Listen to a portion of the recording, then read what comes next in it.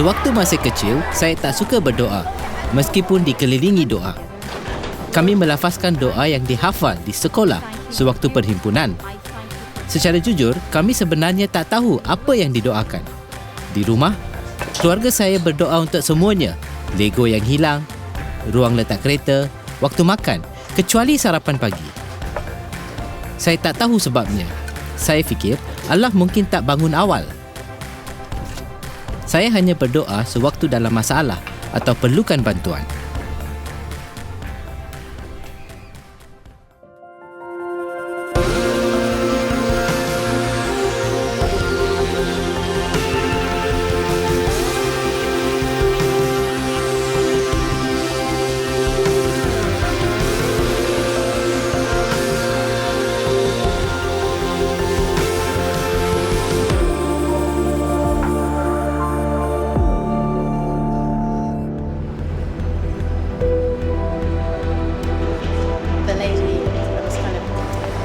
Doa ialah salah satu naluri paling universal. Kebanyakan orang pernah berdoa. Ya, Yesus berkata kepada muridnya, apabila kamu berdoa, bukannya jika kamu berdoa. Dia menganggap semua orang berdoa. Apabila difikirkan, jika Allah wujud dan Dia mencipta kita untuk berhubungan dengannya, bercakap dengannya adalah amat semula jadi. Ya, semua hubungan kita berasaskan komunikasi. Apabila orang belajar komunikasi dengan baik, hubungan mereka bertumbuh dan berkembang.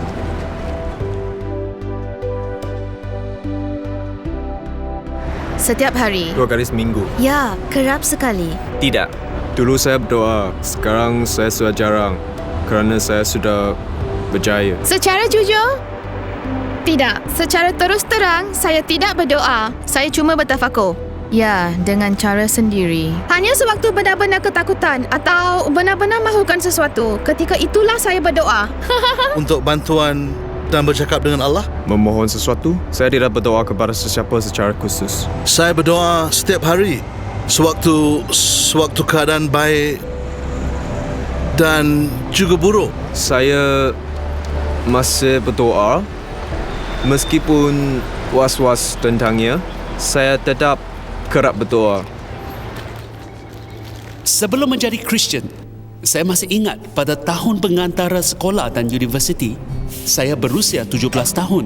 Saya melancong ke Amerika, menaiki bas Greyhound dengan tiket Rover. Semua bagasi saya hilang dicuri. Beg sandar saya dicuri dengan semua pakaian dan wang saya. Saya cuma mempunyai pasport dan tiket bas Greyhound. Saya menetap selama 10 hari di sebuah koloni hippie di Key West. Selepas itu saya berangkat 500 batu setiap malam. Bas Greyhound menjadi hotel saya. Saya naiki bas pada waktu malam dan tidur 10 jam. Bangun 500 batu kemudian di bandar yang lain dan berjalan seorang diri di sana sepanjang hari. Saya kesunyian. Akhirnya, walaupun saya seorang atheist, saya berdoa agar berjumpa orang yang dikenali. Keesokan paginya, saya menaiki bas ke sebuah tempat terpencil di Phoenix, Arizona dan terserempak rakan sekolah lama saya, Andy. Saya kata, saya tak percaya. Kami masih berkawan dan setiap kali berjumpa, dia akan kata, saya tak percaya.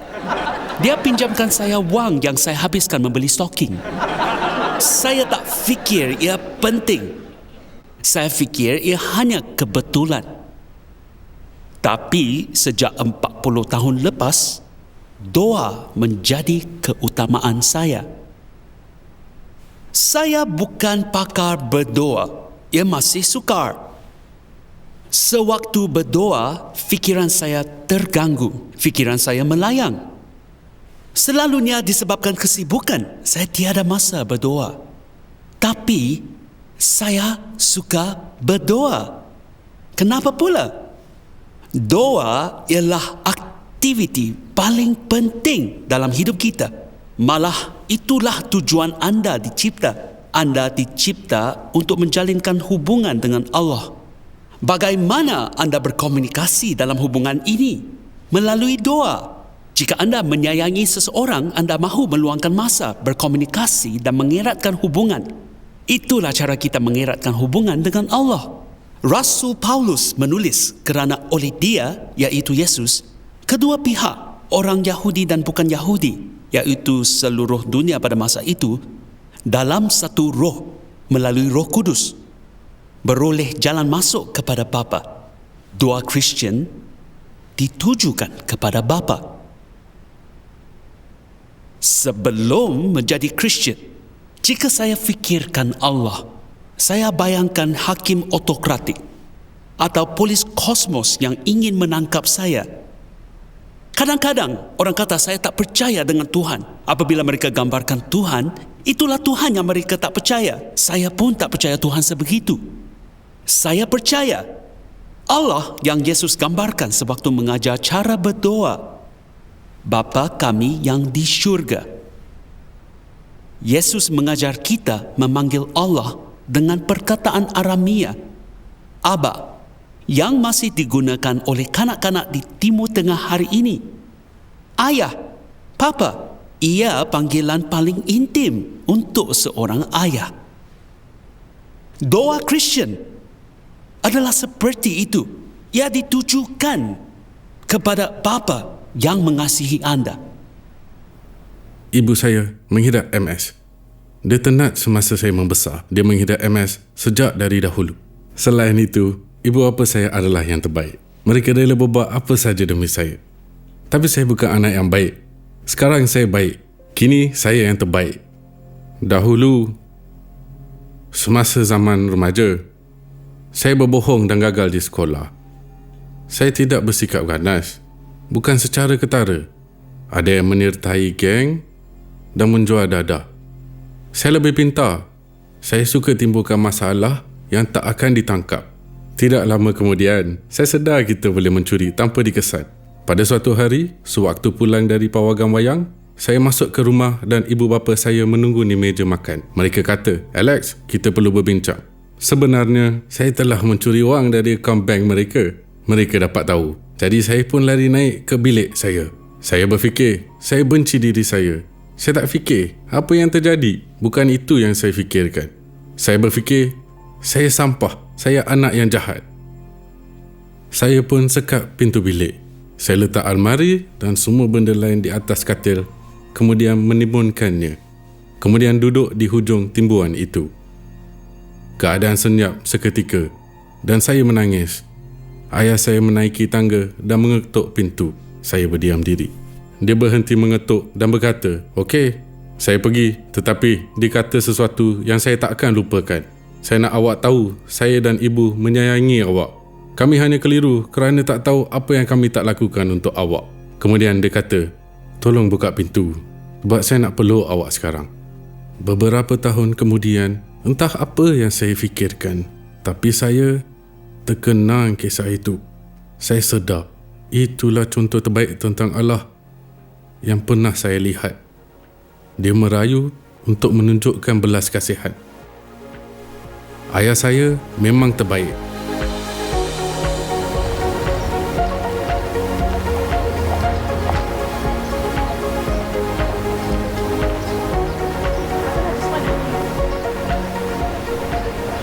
Yesus mengajar kita berdoa kepada Bapa kami yang di syurga. Bapa yang penyayang ini ialah pencipta seluruh kosmos. Alam semesta ini luas. Matahari 93 juta batu dari bumi amat besar sehingga mampu memuatkan 960,000 buah bumi. Tahukah anda, matahari adalah satu daripada 300 bilion bintang yang ada di galaksi. Galaksi kita adalah satu daripada 100 bilion galaksi. Setiap butir pasir di pantai bumi sama dengan sejuta bintang di angkasa. Dalam kitab Kejadian, penulis berkata, alam menjadikan juga bintang-bintang, begitu sahaja seluruh alam semesta. Kita berdoa kepada pencipta alam semesta. Dia unggul, di luar batas waktu, namun tetap nyata. Doa ditujukan kepada Bapa, pencipta dan penguasa semuanya. Tetapi, ia juga ditujukan melalui Yesus. Kematian Yesus di kayu salib menghapuskan batasan dosa dan memberikan kita laluan kepada Allah. Kita dihubungkan kepada Allah Bapa melalui Yesus. Seorang askar muda tentera Persatuan Perang Saudara Amerika kehilangan bapa dan saudaranya dalam peperangan. Dia perlu kembali ke rumah untuk membantu adik perempuan dan ibunya menguruskan tanaman musim bunga di ladang. Dia pergi ke Washington DC untuk memohon pengecualian kerah tentera daripada Presiden. Setibanya di Washington, dia memasuki pintu Rumah Putih dan memohon untuk bercakap dengan Presiden. Pengawal muda yang bertugas memberitahunya, awak tak dibenarkan berjumpa Presiden. Dia terlalu sibuk. Pergilah berjuang seperti yang sepatutnya. Dia meninggalkan Rumah Putih sambil buntu mencari jalan memberitahu keluarganya. Semasa dia duduk di taman berdekatan, seorang budak lelaki datang bertanya, "Kenapa awak sedih? Apa yang tak kena?" Askar itu melihatnya dan meluahkan isi hatinya.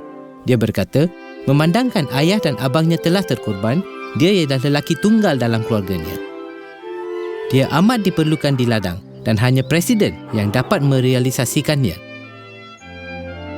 Budak itu berkata, "Ikuti saya." Dia memegang tangan askar itu dan membawanya ke Rumah Putih. Mereka berjalan melalui pintu belakang, melalui pengawal, jeneral, pegawai berpangkat tinggi, sehinggalah tiba ke pejabat Presiden. Budak itu langsung tak ketuk pintu. Dia membukanya kemudian masuk. Di sebalik meja, Presiden Abraham Lincoln sedang mengkaji pelan peperangan dengan Setiausaha Negara. Presiden memandangnya dan berkata, "Ada apa, Ted?" Budak itu menjawab, "Ayah, dia perlu bercakap dengan awak."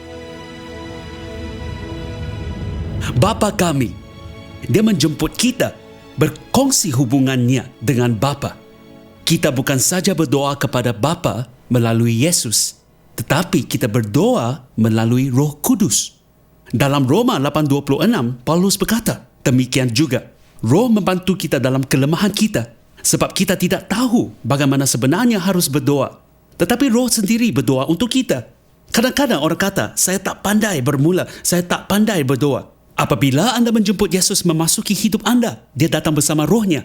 Dia hidup di dalam anda. Apabila anda berdoa, Rohnya membantu anda berdoa untuk berkomunikasi dengan Allah. Doa ada ganjarannya, Yesus berkata, tetapi jika anda berdoa, masuklah ke dalam kamarmu, tutuplah pintu dan berdoalah kepada Bapamu yang ada di tempat tersembunyi. Maka Bapamu yang melihat yang tersembunyi akan membalasnya kepadamu. Apa ganjaran doa? Salah satunya ialah kedamaian. Dalam kesibukan di zaman ini, banyak hal yang membimbangkan kita. Seperti hubungan, pekerjaan, keluarga, kesihatan dan juga hal-hal yang remeh. Ada seorang ibu mengirim pesanan teks kepada anak perempuannya. Mulalah bimbang, saya jelaskan kemudian. Hidup begitu memang amat mudah. Kita cuma perlu melalui kebimbangan. Paulus menulis dalam suratnya kepada orang Filipi, "Janganlah kamu khawatir tentang apa pun juga, tetapi nyatakanlah segala hal keinginanmu kepada Allah dalam doa dan permohonan." Dalam kata lain, apabila anda bimbang, berdoalah. Dia berkata hasilnya menakjubkan. Katanya, damai sejahtera Allah yang melampaui segala akal akan memelihara hati dan fikiranmu dalam Kristus Yesus. Ya, tetapi damai sejahtera bukan bermaksud tiada masalah, kepayahan atau kerja keras. Ia bermaksud sewaktu melalui semua perkara tersebut, anda tetap rasa tenang. Ia bagaikan arus laut yang dalam. Meskipun ombak bergelora di permukaan, keadaan amat tenang di dasarnya. Itulah yang Allah berikan apabila anda berdoa kepadanya. Perspektif ialah satu lagi ganjaran doa. Disebabkan kesibukan kehidupan, kita tiada masa berdoa. Ia seakan-akan membazir masa. Dalam pengalaman saya, sewaktu saya berdoa dan bersyukur kepada Allah, kerisauan tidaklah sebesar sebelumnya. Saya masih berdepan hal yang sama, tapi doa mengubah perspektif saya dan saya mampu menanganinya. Doa bukan saja mengubah kita, ia mengubah situasi. Inilah kuasa doa. Ia hari yang biasa. Kami memasuki Lombong. Saya tak sibuk pada hari itu. Saya bawa peralatan ke bengkel, bekerja, kemudian pergi ke tempat lindungan. Letupan berlaku di bahagian atas. Kira-kira jam 2 petang. Kami terperangkap selama 4 jam, ditutupi tanah dan debu. Kami bincangkan cara untuk menyelamatkan diri dan kami sedar tiada jalan keluar. Satu-satunya kemungkinan ialah Allah, Kristus. Jadi kami perlu berdoa. Kami berbincang dan mengagihkan tugas. Termasuklah menghitung makanan yang tinggal. Kami tiada makanan selama lebih daripada 2 atau 3 hari jika memakan sukatan biasa. Setelah menyelesaikan tugas, mereka kata, "Kami tahu awak orang Kristian.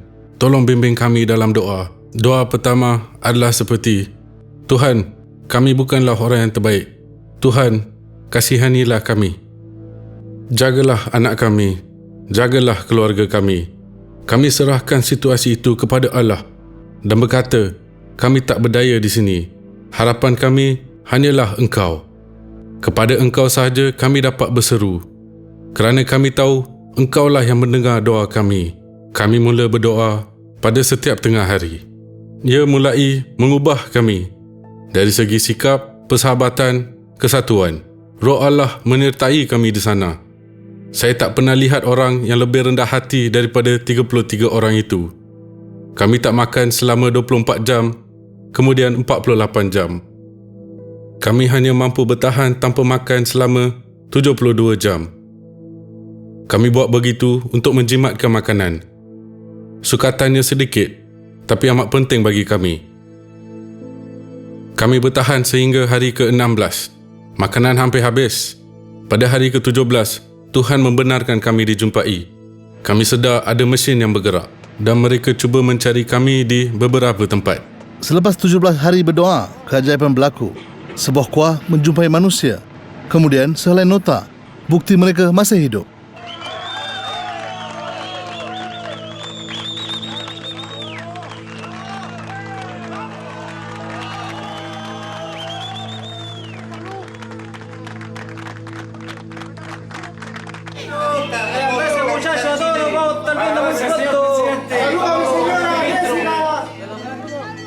Kami berdoa setiap hari, memohon Allah untuk membimbing mereka dan membantu mereka mencari kami. 65 hari selepas runtuhan dan menggerudi selama 33 hari, Plan B Igor mencapai para pelombong itu. Saya harus kata, 22 orang telah menerima Kristus. Dan bagi saya, itu agak penting.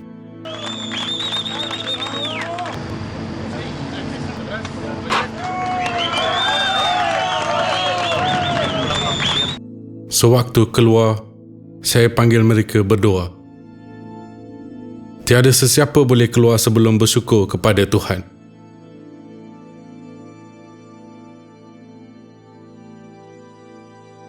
Pelombong terakhir sudah keluar. Usaha menyelamatkan sudah tamat.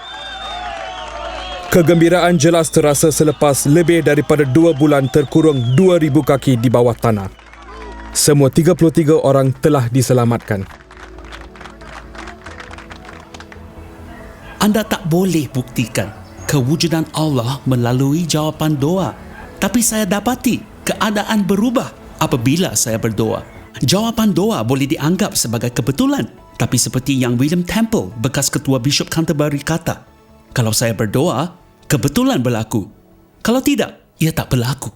Saya dapati diari doa baik digunakan atau menulis doa. Sekarang saya menulisnya di dalam Alkitab. Saya gunakan Alkitab setahun dan menulis doa pada setiap tahun. Sewaktu membaca petikan yang sama, saya melihat catatan doa dan menandakan doa yang telah dijawab dan merenungkan doa yang tidak dijawab. Doa bukanlah mesin slot. Anda tak boleh berdoa dan menerima jawapan mengikut kemahuan anda. Doa ialah hubungan dengan Allah. Cara mudah menjelaskannya ialah ia menyerupai lampu isyarat. Ada kalanya anda berdoa dan mendapat lampu hijau. Anda terima apa yang diminta. Ada kalanya dengan segera. Ada kalanya lampu merah. Maksudnya tidak. Saya pernah menerima jawapan tidak. Jika dikenang kembali, saya bersyukur kerana Allah menghalangnya.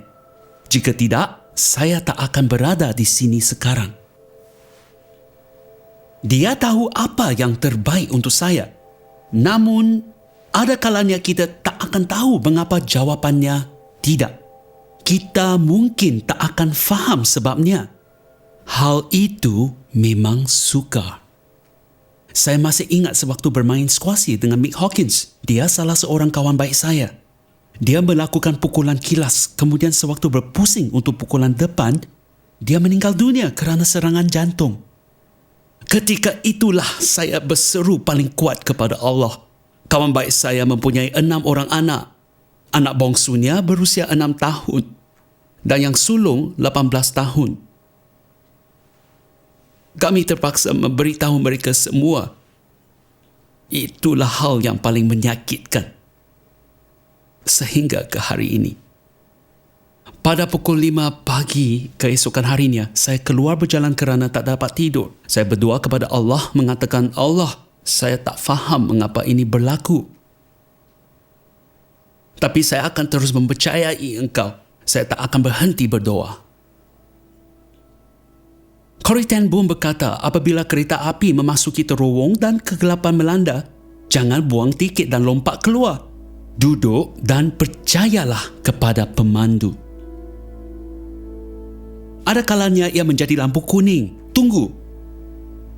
Anda berdoa, tetapi tidak menerimanya serta-merta. Anda harus tunggu dan percaya. Jika budak 5 tahun mahu memandu kereta, Anda akan kata jangan. Ia bukan bermaksud jangan pandu kereta. Maksudnya tunggu sehingga awak dewasa. Hal yang tidak terjadi sekarang tak bermaksud ia tak akan berlaku selamanya. Waktu Allah adalah sempurna. Saya berdoa sesuka hati. Saya tak berlutut dan berdoa, tapi saya harap ada yang berlaku. Rasanya itu sama dengan berdoa. Saya berdoa jika ingin bercakap dengannya dan jika perlukan bimbingan. Setiap catatan jurnal saya dimulakan dengan Ya Allah. Memang aneh tetapi benar. Ini buku doa. Saya sentiasa membawanya. Saya selalunya cuma bersyukur. Semasa berdoa pada waktu makan, entahlah. Saya lebih suka berdoa secara senyap. Betul-betul senyap. Ia seperti bercakap dengan orang lain. Tetapi dengan Allah. Berdoa dalam hati, kadang-kadang saya luahkannya. Saya luahkan fikiran yang terpendam. Kemudian teruskan kehidupan sambil berharap ia menjadi kenyataan. Saya berbual dengannya seperti dengan kamu sekarang. Terdapat 3 petua sewaktu doa. Pastikan ia ringkas, jujur dan berterusan. Ringkas bermaksud doa anda haruslah dijadikan seringkas mungkin. Kurangkannya kepada 1 ayat sahaja. Ia mungkin mengambil 5 minit, 10 minit atau setengah jam. Pastikannya jujur. Kita sering berfikir doa memerlukan keadaan yang tertentu. Sebelum berdoa, kita haruslah tenang, gembira dan teruja tentang Tuhan. Akan tetapi, selalunya kita berada dalam keadaan berbeza, sama ada bimbang, penat, tertekan atau marah tentang sesuatu. Rahsianya ialah menyedari semua perasaan ini, termasuk perasaan negatif seperti kemarahan dan nafsu boleh menjadi sumber doa dan diubah menjadi doa. Sewaktu berdoa, saya tumpukan kepada perasaan yang paling kuat. Jika ia perasaan positif seperti gembira, saya serahkan kepada Tuhan. Jika ia perasaan negatif seperti kecewa atau letih, saya doakan dan berkata, Tuhan, saya letih atau saya kecewa. Selepas itu, saya luahkan punca kekecewaan kepada Tuhan dan mengubahnya menjadi doa. Selepas itu, teruskannya. Kita boleh berdoa setiap masa. Saya mendoakan orang di sekeliling saya. Saya boleh berdoa, Tuhan, saya mengasihimu atau Tuhan, tolong saya. Saya boleh berdoa bila-bila saja. Sewaktu di gereja, di bilik sebelum tidur atau makan. Begitu juga sewaktu berjalan atau memandu. Saya dapati saya berdoa tanpa dirancang. Ia menjadi suatu tabiat. Pastikannya ringkas, jujur dan diteruskan.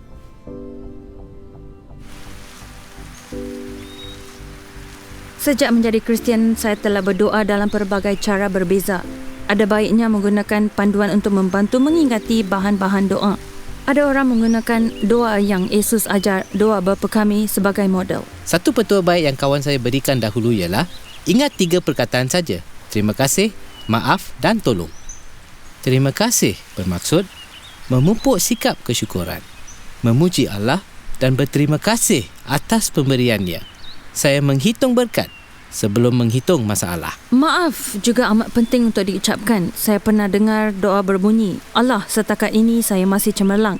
Saya tak mengumpat, meradang, tamak, merenggus, marah, mementingkan diri atau terlalu menurut kemahuan. Saya bersyukur tentangnya. Tapi saya akan bangun dalam beberapa minit lagi. Mulai dari itu, saya perlukan pertolongan yang banyak. Saya dapati ada banyak yang perlu diakui. Soalan kerap timbul, mengapa kita perlu mengakui semua dosa? Yesus mati pada salib demi kita. Dia pasti sudah memaafkan semuanya. Kenapa Yesus mahu kita berkata, ampunilah kami akan kesalahan kami, sedangkan kita sudah diampuni? Yesus membantu kita untuk memahaminya. Malam sebelum Yesus disalibkan, dia makan malam bersama murid-muridnya. Kemudian dia mengambil tuala dan membasuh kaki muridnya. Apabila giliran Petrus, dia berkata, engkau tidak akan membasuh kakiku. Yesus menjawab, jikalau saya tidak membasuh, engkau tidak akan mendapat bahagian dalam saya. Maka Petrus menjawab, jika begitu, basuhlah seluruh tubuh saya. Yesus berkata, tidak, kamu tidak perlu membasuh seluruh tubuh kamu. Orang yang sudah mandi tidak perlu mandi lagi. Kamu hanya perlu membasuh kaki kamu. Sewaktu menerima Kristus, seluruh tubuh anda telah dibasuh. Masa silam, masa sekarang dan masa depan anda telah diampuni. Akan tetapi, kita mengotorkan kaki dalam hidup seharian. Kita tidak perlu menjadi Kristian semula. Kita cuma perlukan penyucian harian. Akhir sekali adalah baik berkata, tolong. Yesus mengajar murid-muridnya berdoa. Berikanlah kami pada hari ini makanan kami. Berdoa untuk orang lain dan juga diri sendiri. Anda boleh mendoakan apa saja yang mengganggu anda. Anda boleh berdoa secara sesuka hati. Ada kalanya baik untuk anda berdoa sendiri. Ada kalanya baik untuk anda berdoa bersama orang lain. Saya masih ingat kali pertama saya berdoa dengan orang lain. Mereka ialah dua orang kawan karib kami, Niki dan Sila Lee. Saya baru saja menjadi Kristian selama 2 atau 3 minggu. Kami bercuti bersama-sama. Rasanya Sila yang mencadangkan, ayo berdoa bersama-sama. Kami berdoa, mungkin selama 2 minit secara terhenti-henti. Akhirnya baju saya dibasahi peluh. Saya rasa gemuruh kerana berdoa secara kedengaran pada kali pertama. Tapi, ia pengalaman yang indah. Tak lama kemudian, saya dapati berdoa memang mengagumkan. Saya telah melihat Allah menjawab banyak doa dan ia membantu mengeratkan hubungan saya dengan Allah. Anda boleh bermula hari ini. Malah anda boleh bermula sekarang. Ayo berdoa. Tuhan, terima kasih kerana Engkau ialah Bapa Syurgawi kami. Engkau mengasihi saya dan mahu saya mengenali-Mu sewaktu berdoa. Bantu saya berdoa dalam nama Yesus. Amin.